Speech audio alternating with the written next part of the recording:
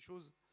Et ce matin, on avait envie de plutôt dédier cette plénière justement sur 3 temps. Le premier temps, c'est vu de l'extérieur. Quand on dit vu de l'extérieur, c'est vu par d'autres, comment ils nous ont perçus, comment ils nous ont vus et qu'ils puissent nous redonner leur point de vue, que ce soit sur les points négatifs ou les points positifs, parce qu'on ne peut pas continuer sans se poser nous-mêmes les bonnes questions pour la suite.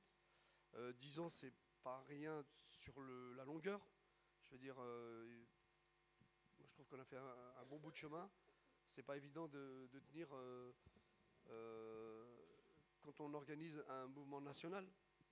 C'est pas non plus évident, donc c'est quand même pas rien non plus. Nos points forts, nos points faibles, tout ça, ça va être discuté ce matin. Donc le premier temps, c'est celui-là. Le deuxième temps, c'est aussi comment on a pu travailler avec d'autres partenaires sur des thématiques qui prendront place après cette table ronde.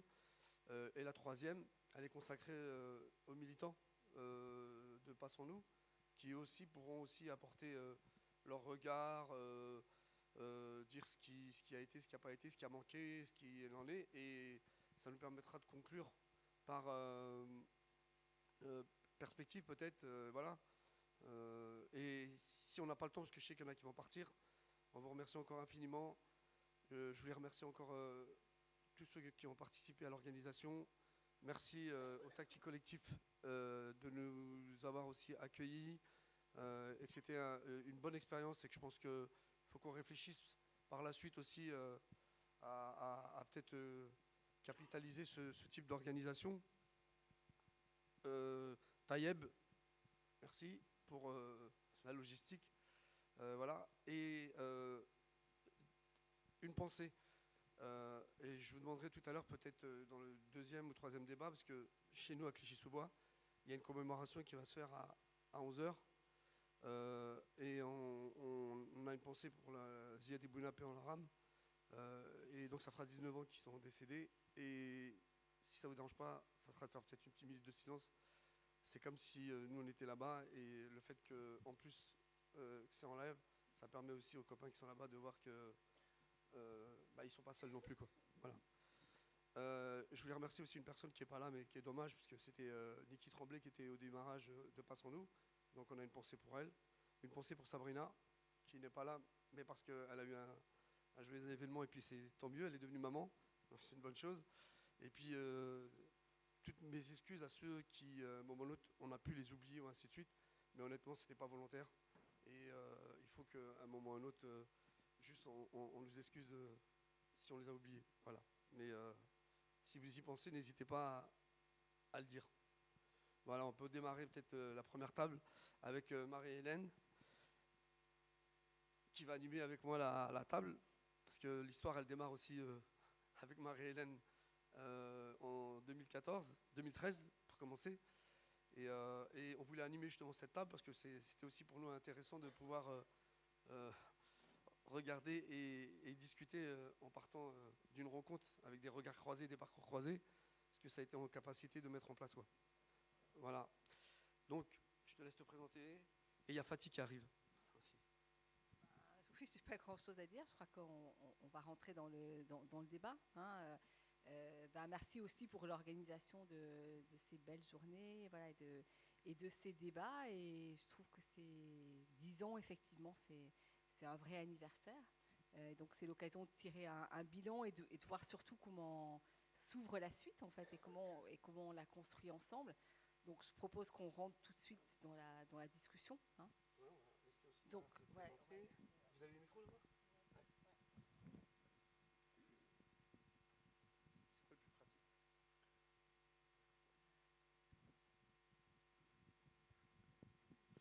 Bon, alors, le but en fait de cette table ronde, c'est, je crois qu'hier Salah, tu as commencé un peu à le dire.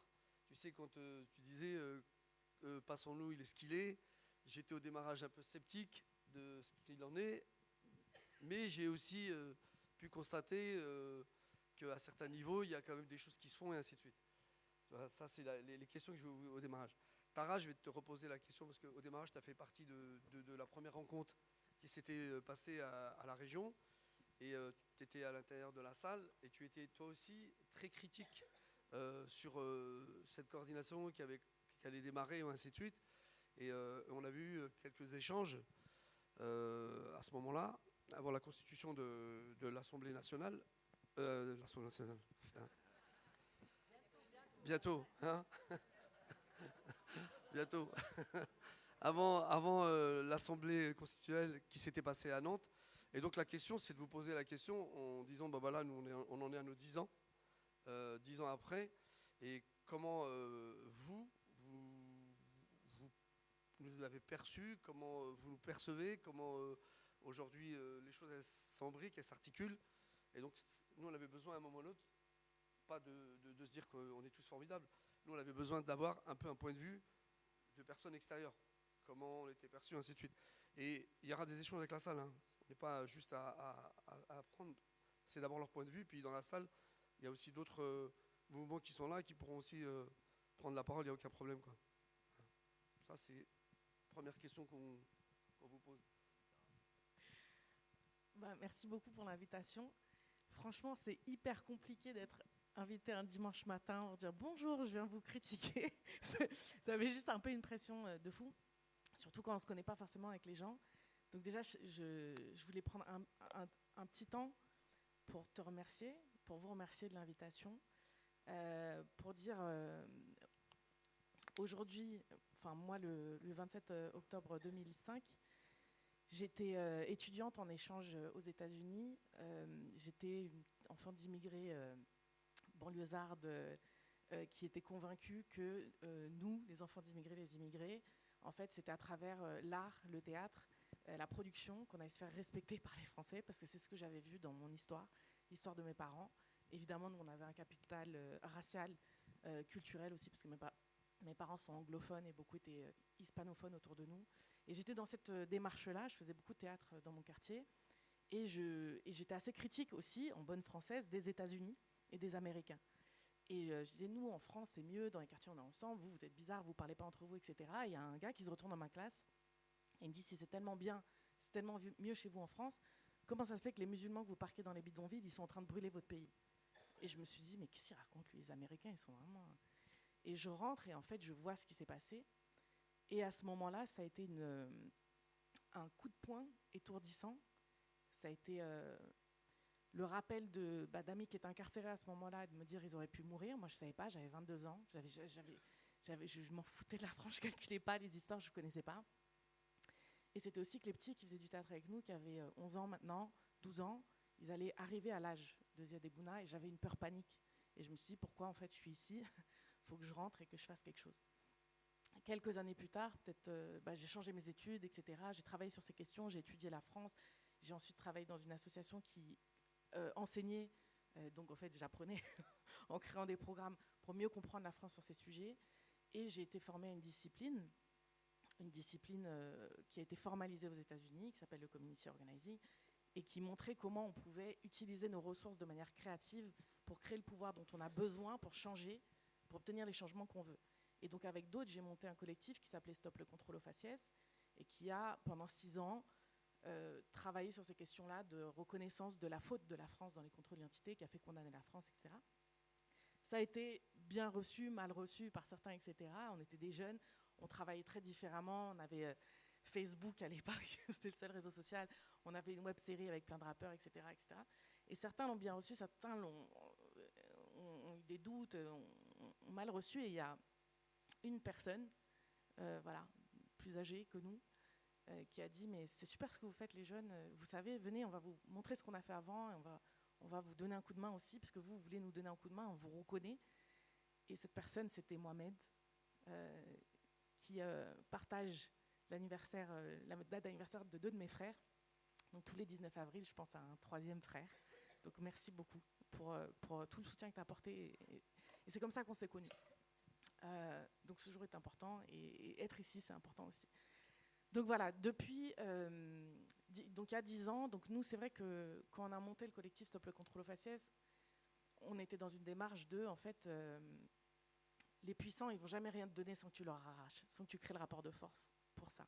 Et c'est vrai que à la création de Passons-nous, le premier truc, c'est qu'il y avait une ministre qui était là. Je ne sais plus comment elle s'appelait, Mariam, je sais plus comment, Myriam El Khomri.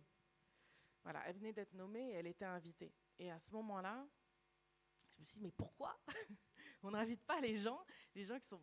Il y a des gens qui sont puissants, qui sont avec nous, Akli, Melouli, c'est quelqu'un, c'est la même équipe. Il s'avère qu'il est sénateur, et tant mieux. Mais il continue, en fait, il fait le travail depuis sa place, comme dans une équipe de foot. Elle n'avait rien fait. Et il y avait un côté où, finalement, elle venait faire son discours, et je me disais, mais en fait, il n'y a pas à demander l'autorisation. Il n'y a pas à les inviter tant qu'ils n'ont rien fait, quoi. Et donc, cette réserve-là, je l'ai toujours gardée, et je pense qu'on peut-être on pourra en parler dans un deuxième temps, de qu'est-ce que Passons-nous pourrait faire avec justement tout ce que vous avez créé. Je sais d'expérience, parce qu'on a aussi une petite communauté, mais qui ne parle pas vers l'extérieur. Le Next Level, c'est une communauté vraiment interne, en back-office, pour soutenir les associations dans leur combat. 10 ans, c'est long, 10 ans, c'est hyper dur, pour toutes les raisons que vous savez. Donc, vous-même, au niveau local, tout ce que vous avez accompli, d'exister tant de temps, je vois Jamel ici, pour toutes les raisons que vous savez, c'est extrêmement dur de survivre. Et donc déjà, la première réussite, c'est d'exister après 10 ans, d'avoir ce réseau, c'est hyper fort. Et je pense que cette générosité que tu as aussi, que vous avez d'être allé chercher tout le monde, ça compte beaucoup. Tu parles d'amour, c'est rare en fait d'entendre parler d'amour, mais sans amour, il n'y a pas de projet. Donc ça compte énormément. Donc aujourd'hui, j'ai les mêmes réserves sur la place. Tu vois, hier, j'entendais beaucoup parler de... on a eu des propositions, et ces propositions-là, parfois, elles ont été balayées ou elles ont été récupérées, etc. Moi, ce dont j'ai hâte, c'est comment on passe de proposition à on a obtenu le changement qu'on voulait. Checklist, on a gagné. Et voilà, peut-être je reviendrai un peu plus tard sur la chose, mais déjà, félicitations pour tout ce que vous avez fait. Félicitations d'avoir... sans vous, en fait, il n'y a pas ce réseau national qui nous permet de faire plein de choses ensemble. Sans vous, il n'y a pas cette caisse de résonance. Moi, ma hâte, c'est comment on passe de... on demande à... on est en capacité d'exiger et d'obtenir les résultats, et j'ai hâte de cette suite-là.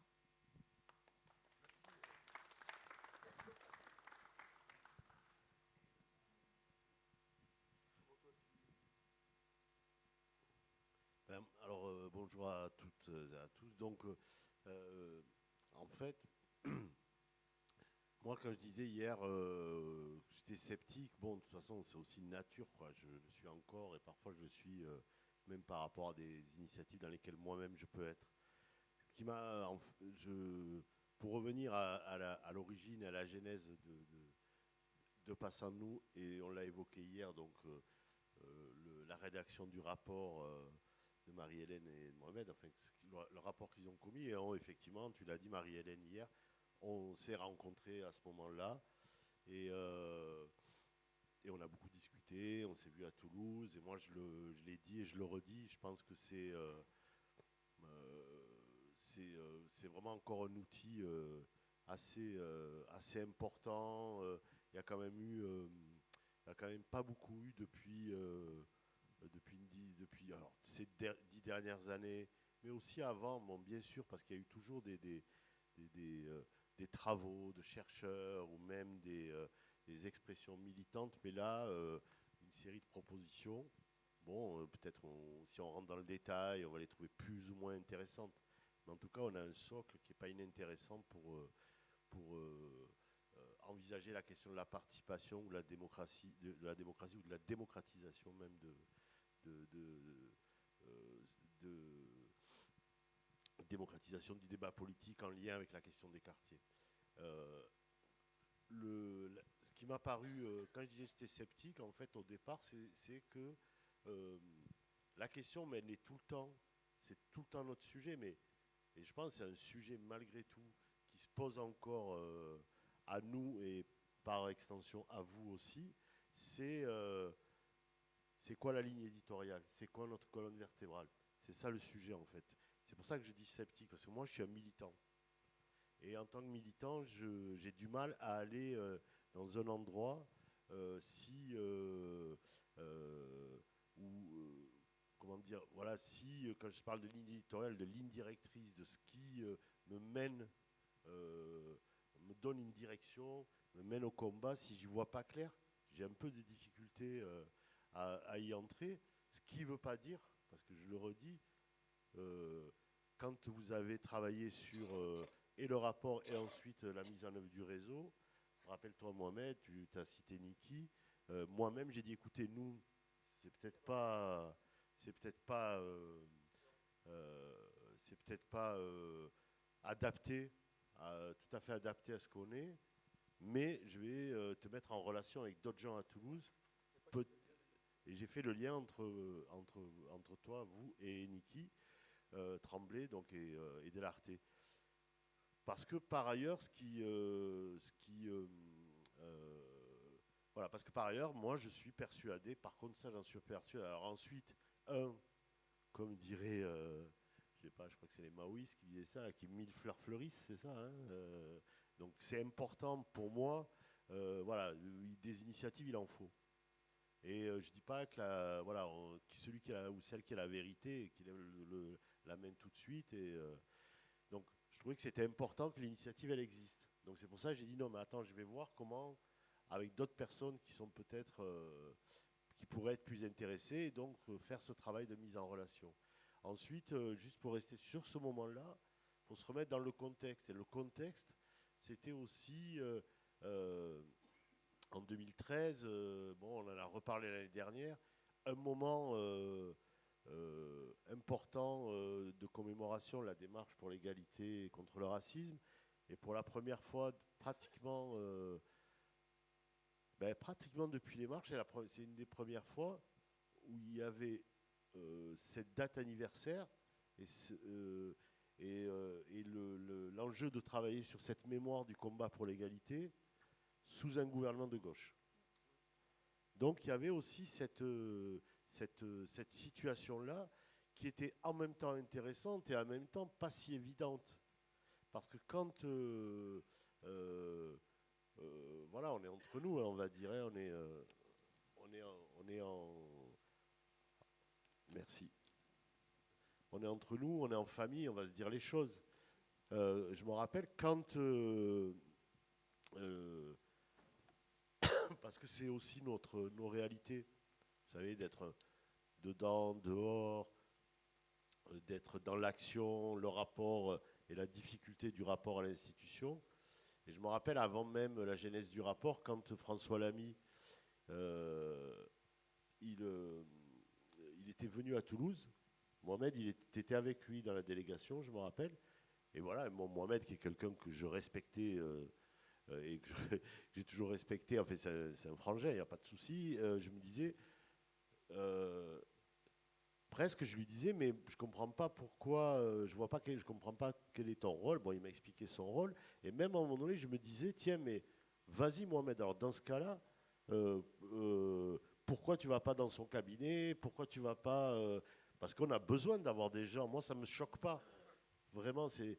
Donc, on avait. Vous voyez, j'évoque ces sujets-là pour dire que c'est ce genre de débat-là aussi qu'on avait, de discussion. Et donc, par rapport à la mise en. Pour ne pas être trop long, par rapport au moment où vous avez lancé Passons-nous, je voyais pas. J'avais du mal à bien comprendre le positionnement. Ensuite, il y avait quand même quelque chose d'intéressant, vous l'avez réévoqué hier, qui mérite beaucoup de discussion, parce que vraiment ça m'intéresse. Très vite, vous avez parlé de posture syndicale. Et c'est nouveau, en parlant des quartiers, d'évoquer la question d'un syndicat des quartiers. Et du coup, ça veut dire quoi par rapport à un mouvement politique? Donc c'est comme ça, c'est des choses comme ça qui sont à creuser. Et pour pas être trop long, par contre, même si je suis encore parfois, mais bon, quand je dis ça, voilà, vous m'avez mis dans une situation, comme elle a dit Tara, de devoir être critique, mais si c'était l'inverse, vous seriez critique vis-à-vis de moi, il n'y a pas de problème. Hein, moi, je pense qu'on est du même côté, quoi. Je veux dire, on est des alliés, quoi. Donc, et ce que je veux dire, c'est qu'ensuite, même si encore parfois je me pose la question, non, mais c'est quoi la colonne vertébrale? Il y a quand même une chose que je dois noter, je l'ai dit hier. D'abord, je ne crois pas. Vous savez, initiative collective, par exemple, on a aussi voilà, de multiples identités, y compris associatives, c'est-à-dire militants des quartiers, acteurs culturels. Nous, on travaille beaucoup sur les questions de mémoire, et d'histoire et de mémoire, et c'est important. Donc, on appartient à des univers parfois un peu différents, des réseaux. Mais sur la question des quartiers populaires, en tant que réseau, je vais aller je sais pas si c'est, je ne vais pas employer le mot ni de mouvement ni de syndicat, mais en tant que réseau, je dois forcer de constater, il faut le reconnaître, vous êtes le réseau le plus important qui existe à l'heure actuelle. Et ça, c'est déjà une bonne chose. Parce que ça veut dire que ça nous donne, je le vois, vous allez être la preuve ici, et puis bon, je le voyais avant, puisque j'en parlais avec Mohamed souvent, ça donne l'occasion de pouvoir se voir. Ça, c'est une chose. L'autre chose, c'est il y a aussi des choses qui ont évolué. Moi, je trouve, en tout cas, là, je parle voilà, je trouve des évolutions dans la façon dont Passons-nous s'exprime. Et je trouve que il y a, en 10 ans, moi, je lis vos éditos, ou quand vous envoyez, je sais pas, les lettres d'info, là, comme on reçoit tous, ou tout simplement quand j'entends Mohamed dans la presse, je discute, il y a quand même, voilà, il y a quand même un certain nombre de sujets. J'allais dire que ça c'est un peu plus politisé. Ça ne veut pas dire que ça ne l'était pas, mais ça veut dire qu'il y a une parole politique qui s'est affirmée et qui s'est plus affirmée avec le temps. Et ça, je la trouve intéressante. Voilà, donc c'est pour ça qu'hier, j'ai dit ça. Je vais m'arrêter là-dessus pour le moment. Voilà, c'est qu'après, c'est important. Enfin, le fait d'arriver à rassembler les gens, c'est la base. Après, on peut discuter. Il y a plein de trucs sur lesquels on ne sera pas d'accord, mais peu importe. Déjà, pour ne pas être d'accord, il faut déjà commencer par discuter et se voir, quoi. Donc ça, c'est intéressant. Et puis c'est aussi des fois, parfois, et je finis là-dessus, ça m'arrive moi, parce que j'ai pas, bon oui, j'ai du réseau national, on travaille sur d'autres sujets aussi, comme je disais tout à l'heure, mais je sais que par exemple, je peux dire, tiens, est-ce que tu connais quelqu'un dans telle région ? Et ça, par contre, il n'y a pas bon, comme je suis un ancien, je connais des gens un peu dans différentes régions de France quand même. Mais voilà. Mais par contre, voilà, il n'y a pas beaucoup d'organisations, voilà, je voulais dire, à qui je peux dire, ou de collègues, avec qui je peux dire, hey, tu connais quelqu'un, je sais pas moi, dans des endroits, parce que nous, à Toulouse, au-dessus de Montauban, c'est le pôle Nord. Hein.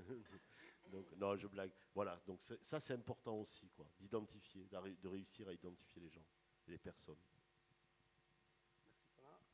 Fatih ? Oui. On va demander un peu aussi ton point de vue de l'extérieur là-dessus. Et puis après, Maggie, la présidente, on a peut-être une question à poser. Et si vous voulez, après, on fait un tour dans la salle. Et ça permettra.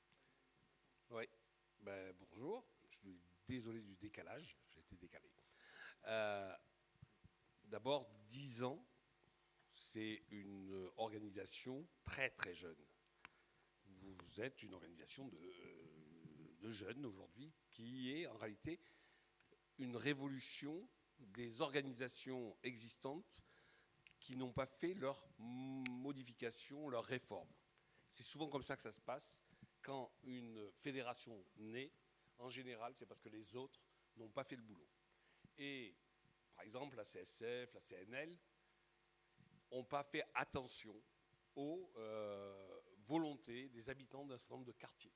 C'est ça que vous êtes en réalité. Vous êtes, c'est ce que je vois moi sur les territoires, c'est des petites associations qui, à côté, quelquefois des associations de locataires, quelquefois à côté d'un centre social, se mettent en se disant « mais attendez, on n'a pas de place, nous, on n'a pas la place de l'expression ». C'est comme ça que moi j'ai vu apparaître un certain nombre de petites associations qui se sont raccrochées au débat sur la participation des habitants des quartiers. Ça, il faut déjà se dire, vous êtes dans la jeunesse, donc dans la force et dans quelque chose qui peut encore changer sur les territoires, sur les villes et sur la politique. Première chose. Par contre, ça veut dire plein de choses. Ça veut dire, que vous êtes plutôt fragile, parce que vous êtes jeune. c'est des petites associations quelquefois qui sont nées il y a quelques années à peine, 2 ans, 3 ans. J'en connais quelques-unes. Et cette fragilité, elle doit vous interroger sur la fédération, qu'est-ce qu'elle doit apporter à chacune des associations. Un, c'est la consolidation. Vous avez besoin, tu as parlé de colonne vertébrale, vous avez besoin d'une colonne vertébrale. Vous avez besoin d'associations qui soient consolidées sur le terrain, qui soient reconnues sur le terrain. Moi, j'en connais quelques-uns ici qui, tous les jours, doivent faire la preuve qu'elles existent, qu'elles travaillent et qu'elles ont le droit de demander des subventions, qu'elles ont le droit de parler dans la commune où elles sont, que là où je suis à Marseille ou à Aix, ou regardez les associations qui sont ici. Elles vous diront toutes, ouais, c'est très difficile. Je ne sais plus dans quel atelier j'étais, où quelqu'un disait, oui, regardez, dans ma ville, ils donnent de l'argent à d'autres et pas à moi parce que c'est du clientélisme. On voit bien le point où vous en êtes. Ce point-là, ça veut dire que PSN, toute jeune fédération qui existe, doit se... Ah, tu as raison, coordination. Mais quand je dis fédération, c'est la formule de se regrouper, c'est se fédérer. Mais qu'on appelle ça coordination, tant mieux, parce que ça montre bien la volonté de modifier les choses. Donc vous êtes bien dans la question de révolutionner le territoire, révolutionner la chose, pour ne pas continuer à vivre dans une société qui est sclérosée. Vous voulez changer les choses. Donc déjà, ces 10 ans, vous êtes dans la force de l'âge, et c'est le moment. Il faut profiter de s'organiser mieux. Et si la question des mots se pose, la question du mot syndicat, ce n'est pas pour rien. C'est parce que ça veut dire qu'il faut qu'on sache comment on se reconnaît nous-mêmes, vous-même. Et le mot syndicat va très bien, sauf que des syndicats d'organisation de quartier, ça existe déjà. C'était la CSF, s'appelle Confédération syndicale des familles. Mais en même temps, elle n'est pas ce que la PSN propose. PSN, elle dit, tous ceux qui sont oubliés, tous ceux qui sont dans ces quartiers populaires, tous ceux qui sont envoyés vers l'extérieur, tous ceux que le système veut exclure pour pouvoir mieux les écraser par leur politique de logement, par leur politique d'urbanisme, eh bien ceux-là prennent la parole et n'acceptent pas d'être ignorés, écrasés. Et c'est pour ça qu'il y a le mot syndicat qui doit être clairement redéfini. Je crois que c'est hier aussi dans un atelier, la fiche que j'ai prise, la photo. Vous savez, on devait faire un jeu de photos. J'ai pris un truc où il y a marqué syndicat des quartiers populaires. C'est pas pour rien, alors que le syndicat des quartiers populaires existe déjà, ce terme, puisqu'il y a des organisations qui s'appellent SQPM à Marseille ou ailleurs. Mais c'est pas pour rien, c'est que vous êtes encore dans la recherche de qui vous êtes. Et je crois que c'est le bon moment aujourd'hui, à 10 ans, de se dire, voilà, qui nous sommes. Nous sommes, ceux qui voulons représenter nos quartiers. On ne veut plus que personne parle pour nous. Ça, vous le dites. Mohamed le dit souvent, parce que Mohamed, c'est au-delà de votre lead. Il est d'abord un porte-parole de toutes vos aspirations. Donc, c'est une aspiration forte. Donc, vous êtes une forme de syndicat, c'est-à-dire un regroupement. Mais il faut reconnaître que vos statuts de chaque association, il n'y a pas le mot de syndicat. Il va falloir peut-être se poser la question de savoir si on met le mot de syndicat dans nos statuts. L'objet, c'est de regrouper pour défendre les intérêts des habitants des quartiers populaires. Il faut le marquer dans l'article 2 de vos statuts. Sinon, ça peut... Et deuxièmement, ça veut dire que la collectivité doit vous reconnaître comme le représentant des quartiers populaires.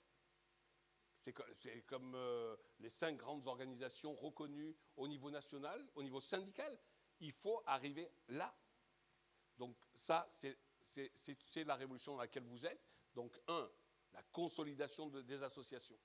Vous ne pouvez pas ne pas être solidaire entre vous et ne pas renforcer chacune des associations. Ce qui veut dire que la coordination doit se donner les moyens d'accompagner chacun d'entre vous, chaque association, pour qu'elle se solidifie sur le terrain. Et quitte, ça se fait déjà, mais il va falloir l'écrire, avoir des outils pour que chaque association sache que si jamais elle est en danger, en difficulté, la coordination peut venir en son soutien. Donc, 1, consolidation, 2, reconnaissance du statut de syndicat, et 3, la question politique.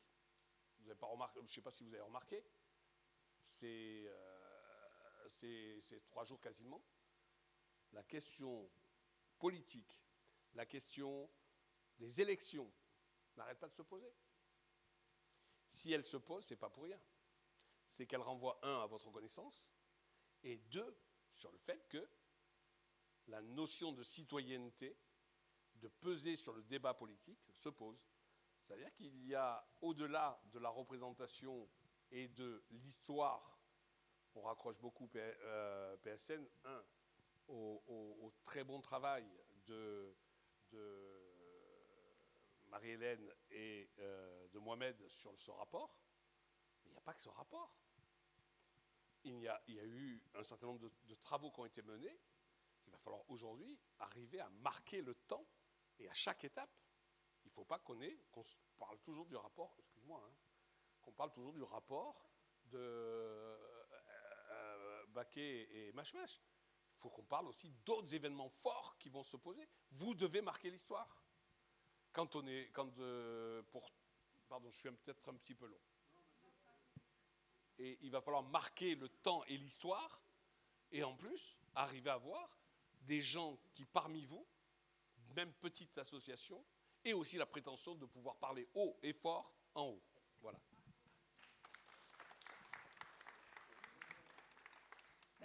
Merci beaucoup pour tous ces points de vue.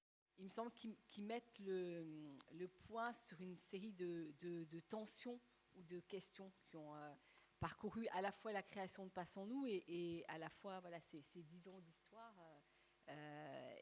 sur lesquels il y a eu aussi des débats en interne.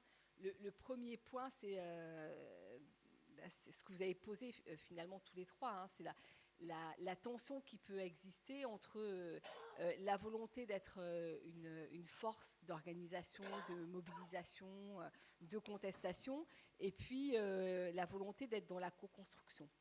Ce qui est la tension qui parcourt tous les syndicats aussi, hein, tous les syndicats, et on voit bien que sur l'échelon politique des syndicats, il y a des positions qui sont assez différentes de ce point de vue-là.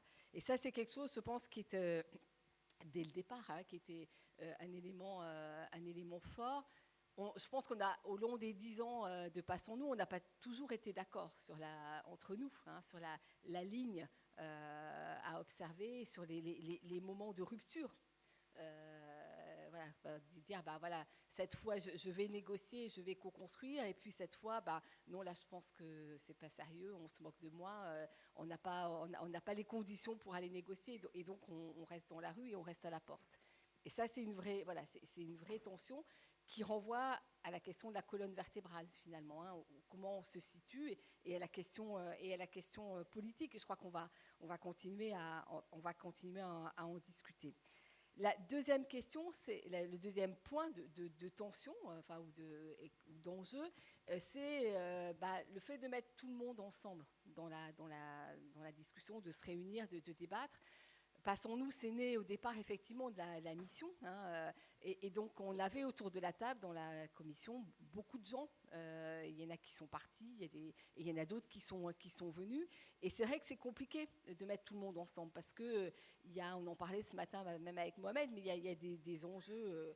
Des enjeux d'association, il y a des enjeux de collectifs qui ont eu peur de se perdre, en fait, dans Passons-nous, de disparaître. Donc comment on fait pour mettre ensemble sans écraser? Et justement, le choix de ne pas être une fédération, c'est ça. Voilà, comment on fait? Et je pense que c'est aussi un point de tension important. Et dans ces points de tension, moi, j'en rajouterai un autre, parce qu'au départ, il y avait un travail entre un militant et une universitaire. Et c'était aussi une question d'ouverture et de pont avec des professionnels, des universitaires. Qu'est-ce que ça a apporté, et est-ce qu'on a été capable de tenir ça dans le temps? On a eu quelques débats, quelquefois un peu houleux au départ, hein, sur la place de ces universitaires ou de ces professionnels. Voilà, c'est un autre point de discussion.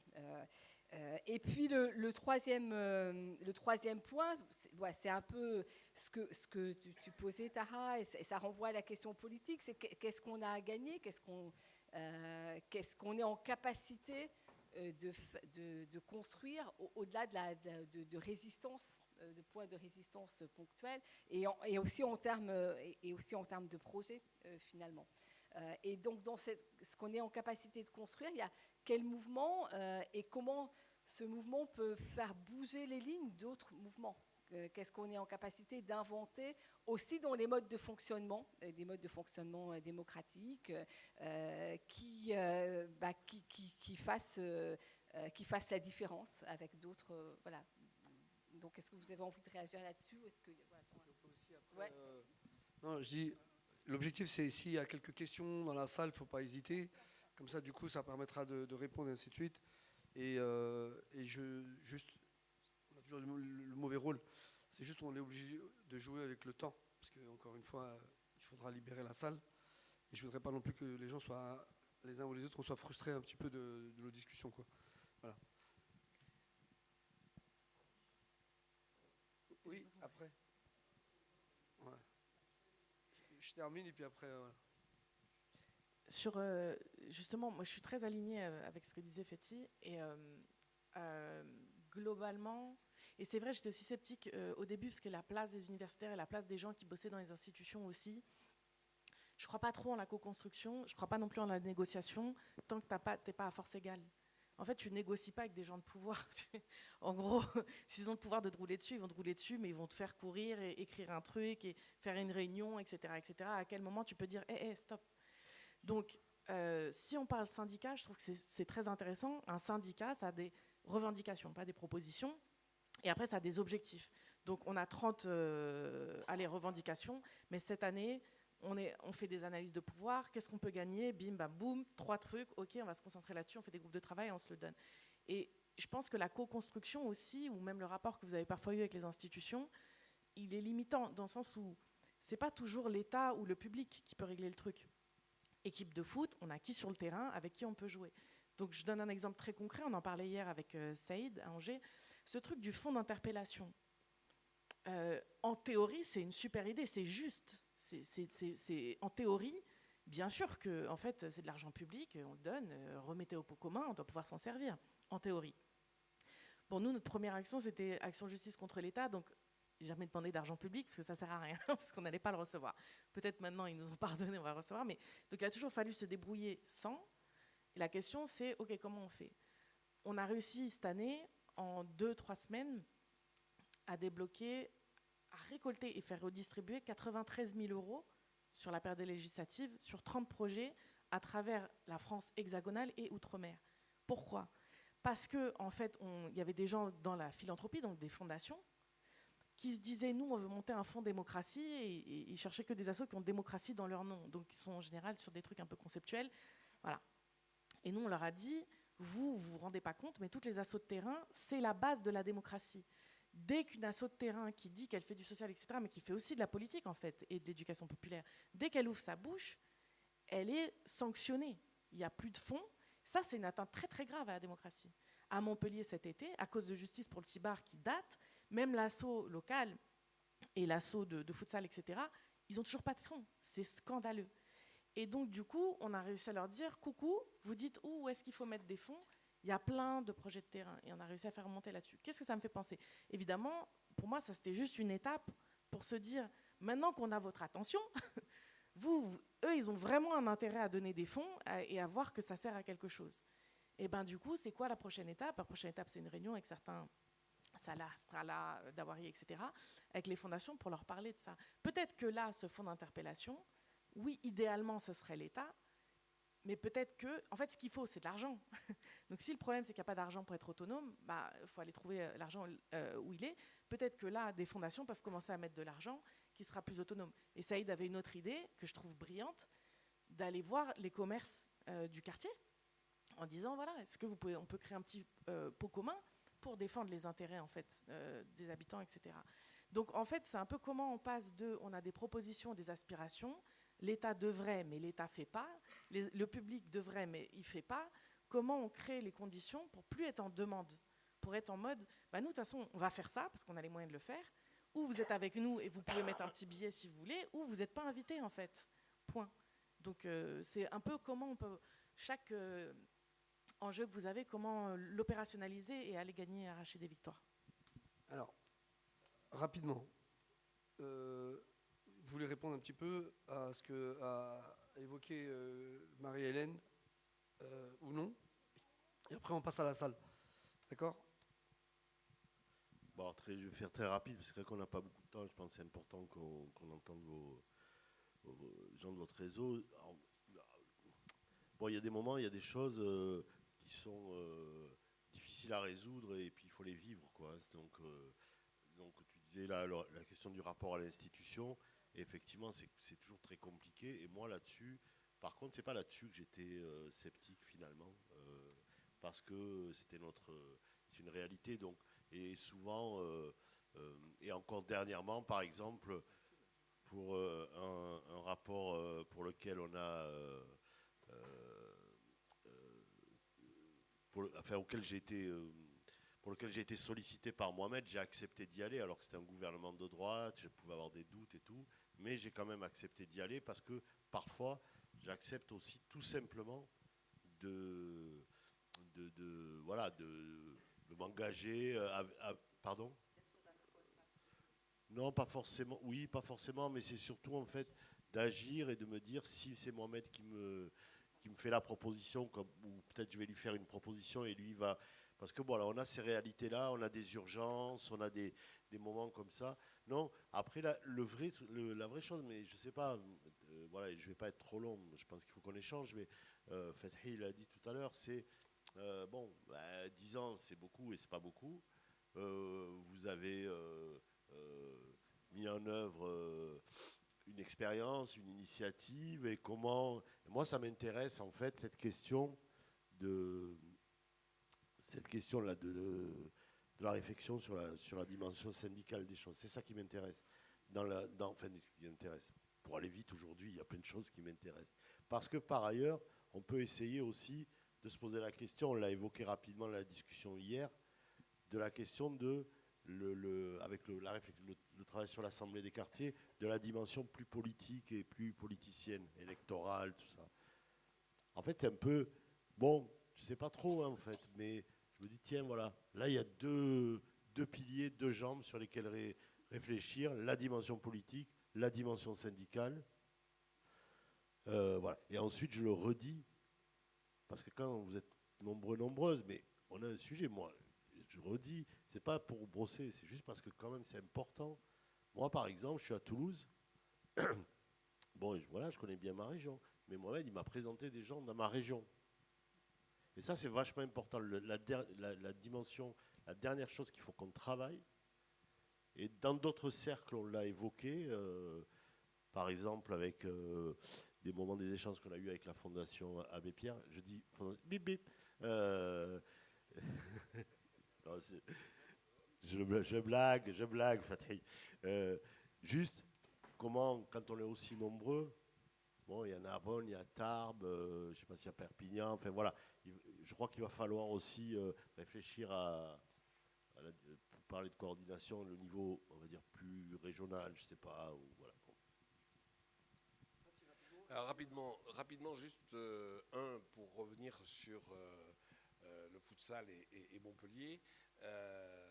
Non, ils ont déjà reçu des subventions, puisque je me rappelle pour le petit bar les avoir financés, parce qu'à l'époque j'étais directeur de la Fondation Abbé Pierre sur la région PACA et Languedoc-Roussillon. Donc non, la question c'est quelles sont les alliances, avec qui on s'allie et qui on arrive à convaincre de faire un bout de parcours politique. Et c'est comme ça qu'il y a eu une vraie relation avec le petit bar, parce qu'il y a eu un mot qui a été dit, c'est le mot de confiance. Moi, j'ai besoin d'avoir confiance avec les gens avec qui je travaille, même si des fois ils me mènent dans des pistes qui sont un peu sombres. Et je peux dire que j'ai fait partie de la même commission parce que j'ai confiance en Mohamed. Pas parce que politiquement, ce gouvernement pourri, mais vraiment, hein, vous avez dû ressentir qu'il y avait un décalage entre ma radicalité et les questions d'aller dans ce type d'institution. Mais je faisais confiance effectivement, et je fais toujours confiance à Mohamed, sur le fait que dans ce monde, il y a des fois des questions de compromis, de faire avancer les choses pour les quartiers, parce que la question, c'est qu'on ne peut pas non plus faire souffrir les gens et les quartiers par une forme de radicalité. Donc, quelquefois, il faut accepter de discuter. Donc, comme il était, lui, devant, donc j'ai accepté de le suivre. Et ça, c'est extrêmement important. C'est pour ça que la question du leader, parce que vous n'en parlez pas beaucoup, mais pas sans nous, l'image, c'est l'image et le charisme de Mohamed d'abord. Et moi, j'ose le dire, je ne suis pas pour qu'on ait un personnage et c'est que lui. Mais sauf qu'il y a besoin d'incarnation. Et cette incarnation est importante. Ça veut dire qu'il faut effectivement avoir cette confiance. Hier, même face aux politiques, je leur ai dit, moi, je n'ai pas confiance en vous. J'ai pas confiance. Par contre, si on m'avait demandé, j'aurais pu dire, oui, j'ai confiance sur la salle, à Salah, parce que je le connais, il y a une histoire. On peut ne pas être d'accord, mais on sait qu'on est capable de discuter entre nous. Donc ça veut dire que, pas sans nous, c'est aussi ce lieu du débat, ce lieu du compromis entre vous. Mais en plus de la confiance, j'avais dit le deuxième C, c'était la consolidation du mouvement, parce qu'il y a besoin. Et la question, c'est pas de recevoir uniquement de l'argent de fondations qui arriverait comme ça, c'est aussi d'aller le chercher et de faire en sorte que cet argent soit donné pour des... pas parce qu'eux l'ont pensé, parce que nous en avons besoin, qu'on l'a demandé et qu'on est légitime à le récupérer. On ne se connaît pas, Tara, mais moi, ma position, c'est celle-là. Et il y avait un troisième truc que je voulais dire, c'était la question des alliances. Il se trouve que j'ai beau avoir une forme de radicalité, mais en même temps, je participe à plein de trucs. Je suis à la Ligue de l'enseignement, parce qu'à la Ligue de l'enseignement, ils ont plein d'actions, sauf que les quartiers n'y étaient pas vraiment. Ils ont des centres sociaux, mais les habitants ne sont pas représentés. Donc je pense qu'il y a une lutte à mener. Donc ça veut dire que, alors certains vont me dire c'est de l'entrisme, c'est du trotskisme, vous allez jouer le coucou, vous allez... oui, mais en même temps, ils ont déjà les moyens, ils ont les forces. Donc ça a quand même permis depuis d'avoir un dispositif qui permet sur les quartiers, avec l'argent de la Fondation Abbé Pierre, de faire en sorte que pratiquement 60 petites associations de Marseille et du coin ont pu bénéficier d'entre 3 et 5 000 euros de projets qui peuvent faire comme ils veulent, sans avoir besoin de force, de consolidation. Il y a 2 pages à écrire. Et le compte-rendu, c'est juste des photos et les reçus. C'est juste pour dire, il faut aussi qu'il y ait un travail d'alliance avec d'autres et ne pas avoir peur d'interroger les autres. Ce qui veut dire aussi, donc, au-delà de la reconnaissance comme syndicat des quartiers, il faut aussi se poser la question de l'alliance. Et les alliances, elles doivent être bien calculées parce qu'il y a, les échéances politiques, les échéances économiques et faire face à la répression. Merci. Avant qu'on vous passe le micro, j'avais démarré en vous disant qu'il va falloir qu'on fasse une petite minute de silence parce que nous, on a une commémoration qui se passe à Clichy. Donc si ça ne vous dérange pas, on va prendre juste une minute et on retourne à la salle, histoire de faire la commémoration par rapport à Ziad Bouna. Voilà.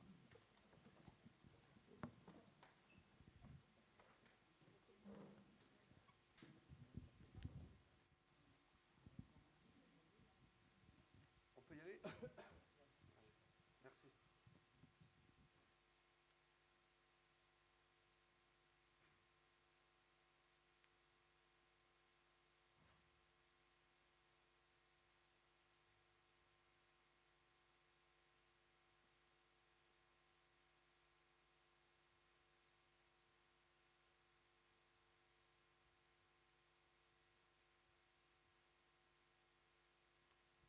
Merci. Voilà. Donc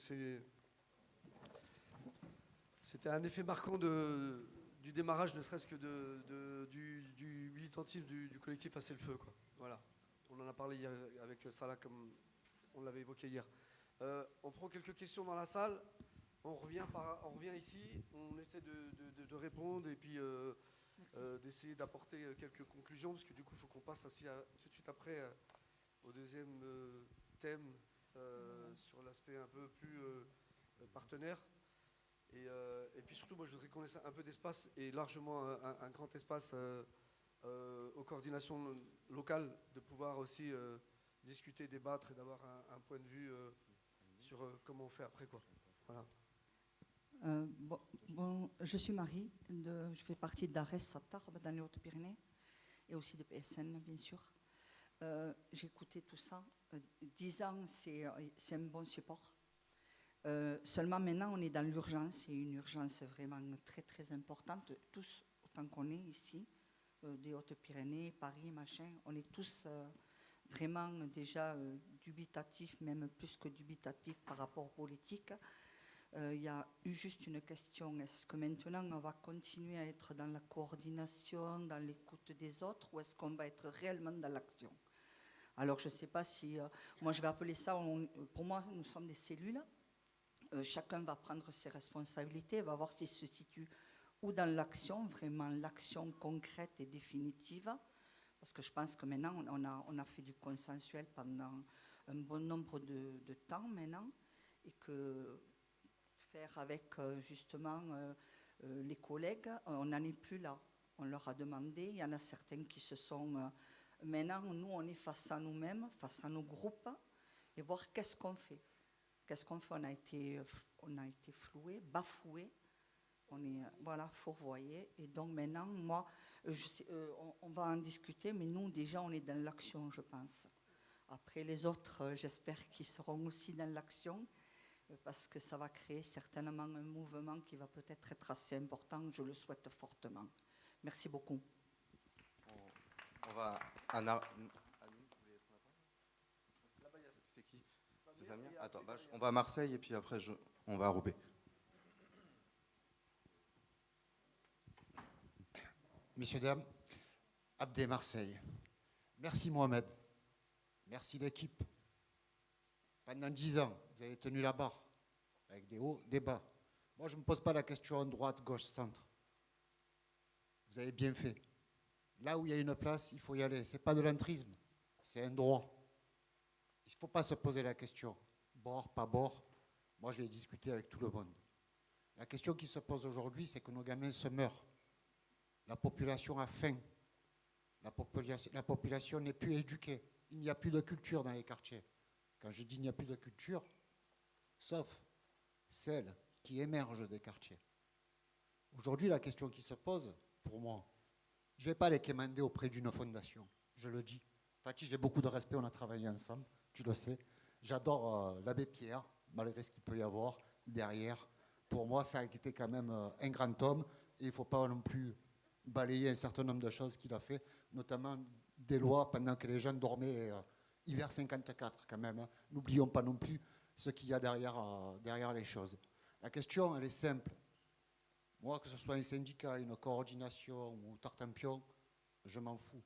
Moi, ce que j'attends de Passe en Nous, c'est un jour, au lieu d'être ici avec les frères et les sœurs, les militants et les militantes, c'est qu'on se rassemble devant l'Assemblée nationale, devant le Sénat, devant l'Élysée, et revendiquer nos droits qui sont liés à la liberté, à l'égalité de traitement. Même à rappeler un certain nombre de choses, je ne le connaissais pas, je suis ravi, je rencontre aussi des personnes. C'est ça l'action.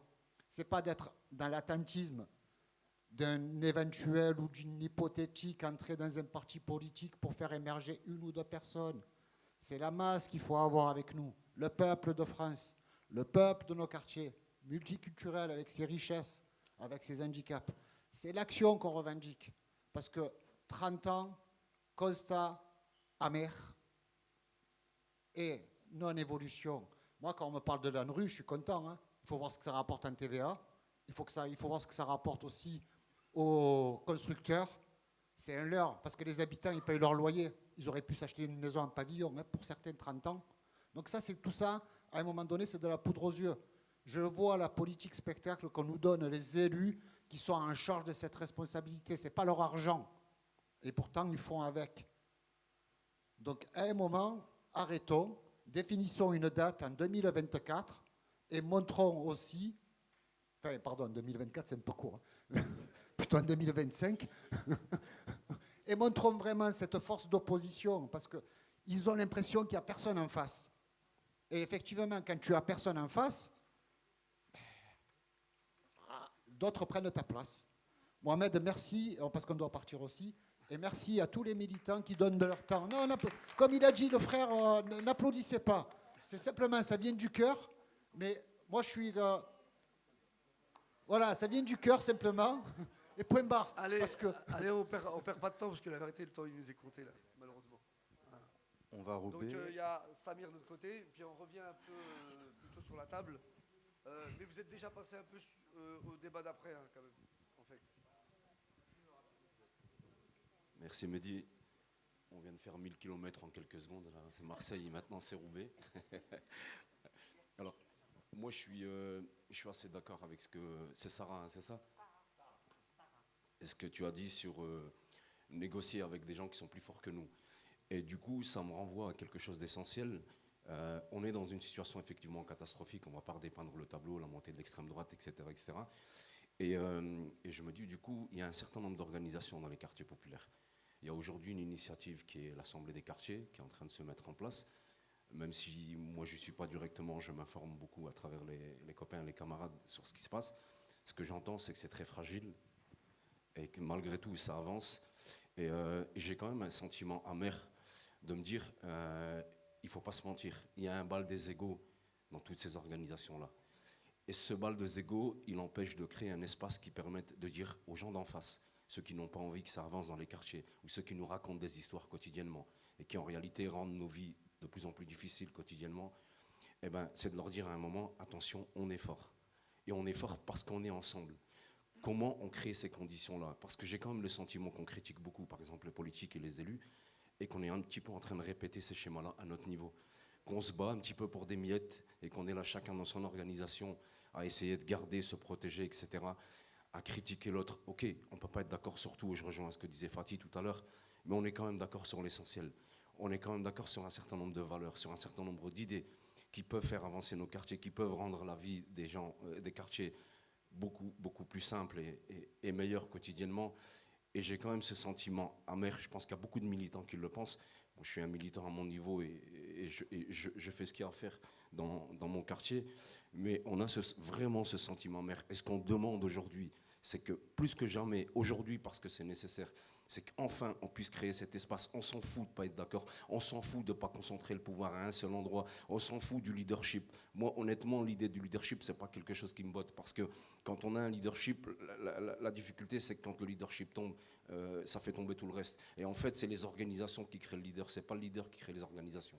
C'est dans ce sens-là que ça doit aller. Et il faut vraiment que dans les prochaines années, on se dise, OK, il y a des forces dans les quartiers. C'est pas vrai qu'il n'y a pas de force dans les quartiers. Il y a des gens qui se battent, mais parfois on se bat contre nous-mêmes. Et c'est ça le drame. Et on continue à se battre contre nous-mêmes. Il faut vraiment qu'à un moment on se dise, OK, on va mettre nos égos de côté, on va arrêter ce bal des égos qui finalement ne sert que les autres, encore une fois, parce qu'on est aussi en train de leur donner les armes pour nous taper plus fort. Parce que notre division, c'est leur force. Notre division sur le terrain, c'est leur force.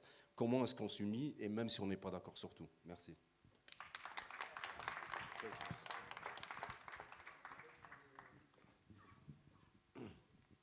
On vous laisse un peu répondre à ce qui est revenu de la salle, et on passera après à la deuxième petite table. Voilà.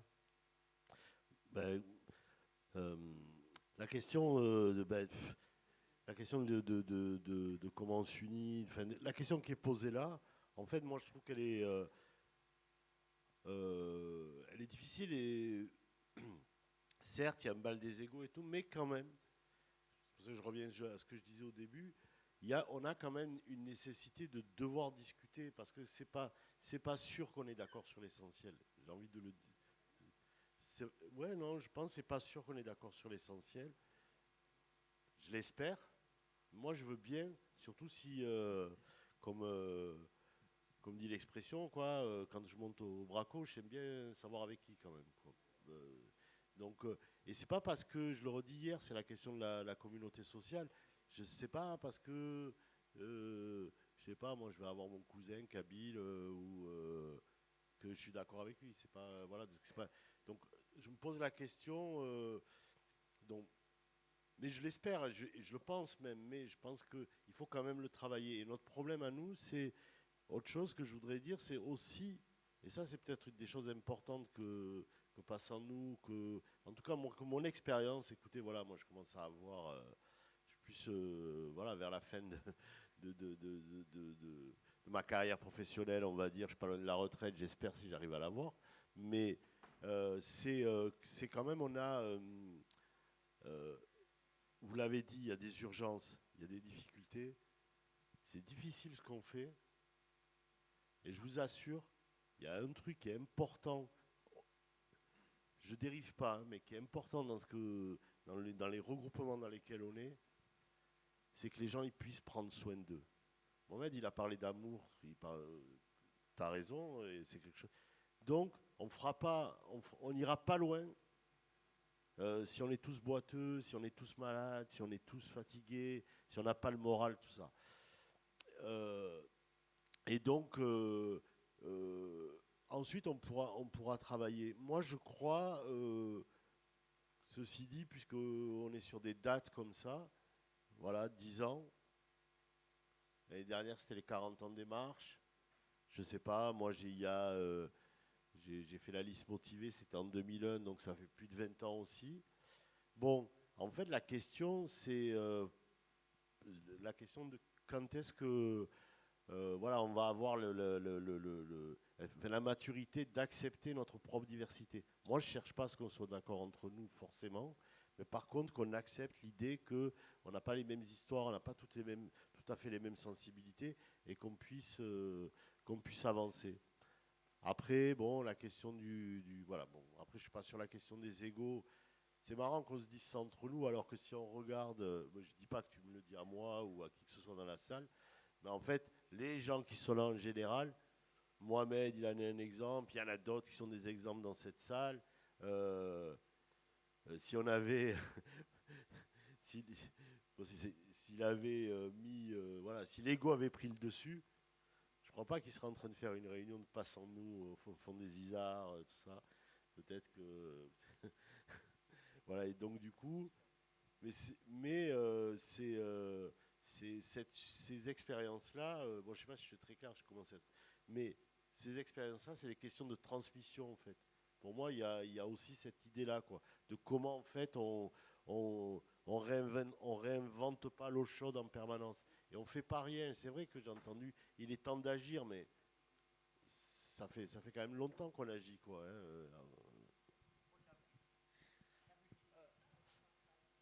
Non, c'est juste pour qu'on puisse avancer, parce qu'honnêtement, il faut qu'on avance. Je suis désolé, parce que moi j'entends plein de choses et j'aurais tellement de choses à dire et je me contiens. Mais tu aurais dû me couper, des fois je suis trop long. Non, c'est pas. On essaie de finir assez, et puis on passera assez rapidement à la question des partenariats là. Tara, vas-y. Très rapidement, parce qu'en fait, je suis d'accord avec tout ce qui a été dit là. Il n'y a rien à quémander. Il y a à aller chercher, construire les rapports de force nécessaires, pas que dans l'électoral. Il y a plein de choses à gagner qui ne sont pas nécessairement en lien avec le public, etc. Vous avez une histoire qui est forte. C'est long, en fait, de construire un réseau. Ça met beaucoup de temps. En réalité, vous avez fait beaucoup de choses. Il faut créer la confiance, il faut créer le soin aussi. Il faut, voilà, comme dans une équipe de foot, quoi. Il faut apprendre à jouer ensemble. Et vous êtes prêts et prêtes à aller chercher des victoires. Donc, tout y est, tous les ingrédients y sont. Donc, go, à disposition si on peut être utile à quoi que ce soit là-dedans, quoi. Merci. Alors, on va vous remercier, franchement, d'avoir participé et puis d'avoir justement une analyse qui nous permettra aussi à nous de prendre bonne note de ce que vous nous dites. Après, j'ai juste envie de rassurer quand même ceux qui se posent encore des questions, de dire il faut agir. Je sais pas, mais la plupart des gens qui sont là, ils sont tous les jours en train d'agir dans leur quartier. C'est ça. Voilà, parce que quand on était à la crise du Covid, c'est ces habitants qui se sont mis à aller distribuer des colis alimentaires. Quand, je sais pas, hier vous avez vu le documentaire, on voit Jamel qui prend sa voiture et qui va soutenir les Roms sur ces conditions. C'est tous les jours, c'est pas une fois de temps en temps. Dans l'action, on l'est malgré nous. On l'est parce que des fois on n'a pas le choix. Et en fait, quand vous dites qu'il faut être dans l'action, de quelle action on parle? Ce qui fait en sorte que le Passons-nous, c'est vous, nous, c'est les habitants, c'est parce que vous êtes au cœur de ces quartiers. Vous êtes à proximité. Je veux dire, on n'est pas aujourd'hui une structure qui a pignon sur rue. Et on n'a rien quémandé. On a été les arracher, on a été les chercher. Et on s'est battu. On a eu des victoires, on a eu des défaites. Mais c'est ce qui nous fait avancer, je veux dire. Et chaque défaite est une victoire, en fait, parce qu'on apprend en même temps. Voilà. Donc, j'y vais parler plus loin, mais voilà. Si on peut passer juste, s'il vous plaît, assez rapidement. Merci Fatih, merci Tara, merci à vous. Salah.